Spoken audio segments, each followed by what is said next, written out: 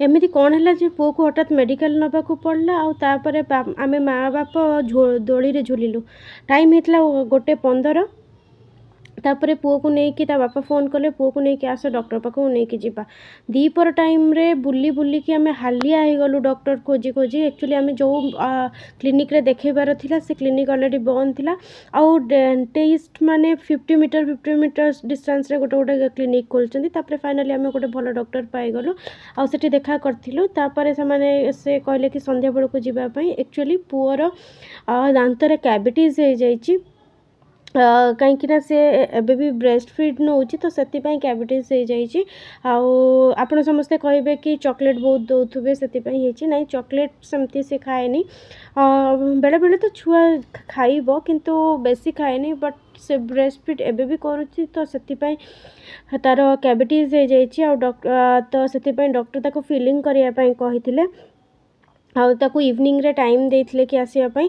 आउ से एते ब्रेव किछि डर नाई। डॉक्टर कहले मु फर्स्ट टाइम मो लाइफ रे देखुची कि एते कोऑपरेटिव छुआ से चुपचाप सोईकी आ करिकी देखे दउची कांद नाई कटा नाई जते इंस्ट्रूमेंट भी देखुची पूरा खुशी। फाइनली तार काम हे गला। आउ बाटर मते कहला कि मामा चलो जीवा पार्क आउ छुआर मन कथा जहाँ भी हेले बेले बेले रखिया को पड़िबो ताको मु नहीं जाइथली पार्क।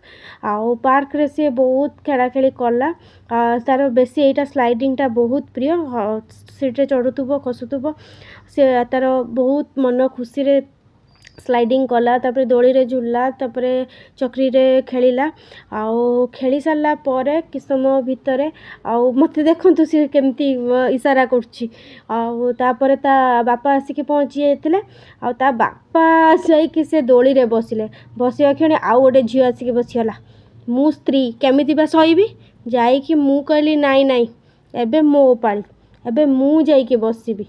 तो मु से झील को हटेई तापर जाई सेठी बसी जाइतिली।